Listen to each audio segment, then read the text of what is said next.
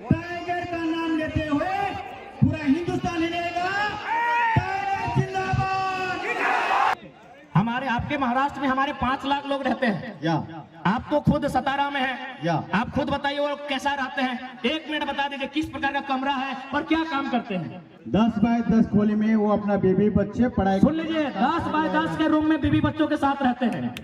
10 bye 10 बुझा वो, यानी 2 आदमी सुतबार घरवा में हटा जी तो 10 बाय 10 के। 10 बाय 10 इन्हें हम कोनो बोलने के लिए प्लानिंग करके नहीं लाए हैं, ये बल्कि ये स्कूल चलाते हैं, संस्था चलाते हैं। इनके पास भी बहुत सारे झारखंडी नौकरी करते हैं ना भाई। या हमारे जो भाई सुनील माने साहब, संजू जी माने हमारा दूसरा भाई है, वहाँ नौकरी करते हैं। बात बरोबर है? बरोबर है।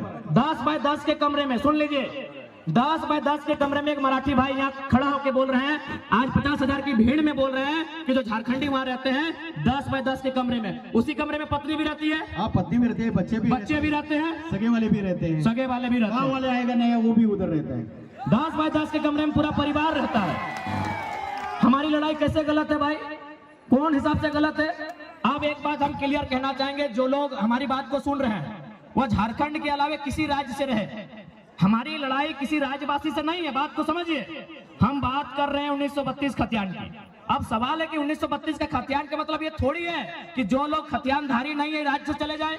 ऐसा किसने कहा आपको? बिल्कुल नहीं। पहले समझिए कि खतियान का इस्तेमाल कहाँ होगा, खतियान का इस्तेमाल कहाँ होगा, उसका उपयोग कहाँ होगा न। हम लोग मांग कर रहे हैं कि खतियान के आधार पर इस झारखंड की स्थानीय नीति बने, क्योंकि सभी झारखंडी नहीं होंगे।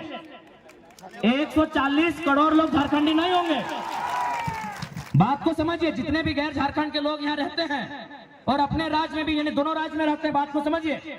भारत की अभी जनसंख्या मान के चलिए अनुमान 140 करोड़ है, अनुमान मानते हैं, और झारखंड की जनसंख्या मोटा मोटी 3.5 करोड़ है।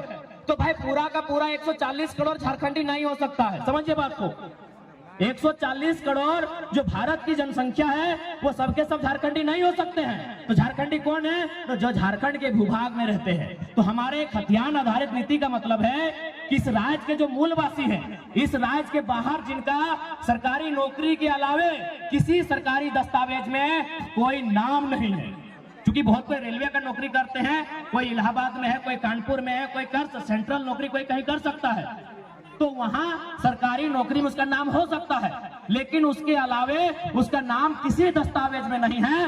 वो मूल रूप से झारखंडी है, जिनका सिर्फ यही नाम है, यही दस्तावेज है, यही घर है, यही मकान है, यही सब कुछ है। अब सवाल है कि खतियान के आधार पर एक स्थानीय नीति बनेगी। उस स्थानीय नीति को लागू किया जाएगा जो झारखंड की वैकेंसी होगी। झारखंड की वैकेंसी मतलब दरोगा, चपरासी, होमगार्ड, जिला पुलिस, जेपीएससी, जेएसएससी, यानी झारखंड सरकार जो नौकरी निकालेगी, झारखंड सरकार जो बहाली लेगी, उस बहाली में लागू होगा कि जिनके पास स्थानीय प्रमाण पत्र है वही लोग फॉर्म को भरेंगे। इसका मतलब थोड़ी कि आप यहाँ व्यापार नहीं करेंगे, आप यहाँ काम धाम नहीं करेंगे, आप यहाँ रोजी रोजगार नहीं करेंगे, आप यहाँ कंपनी फैक्ट्री में काम नहीं करेंगे। ये गलत है, ये भ्रम है। तो इसलिए जितने भी लोग ऐसे हैं जो इस राज्य के नहीं हैं, आप लोग कृपया भ्रम में ना रहें। हमारा मांग क्या है, हमारा आंदोलन क्या है, उसकी असलियत को समझने का काम करें। और मैं बिल्कुल कहता हूं, जो लोग ईमानदारी से, जो लोग निष्ठापूर्वक इस विषय को समझते हैं, वो कर है हमारे साथ खड़े हैं। और साथ ही साथ इसलिए उस भ्रम से आप बाहर निकलिए। बाकी हमारा डिमांड क्या है? निजी क्षेत्र में 75%।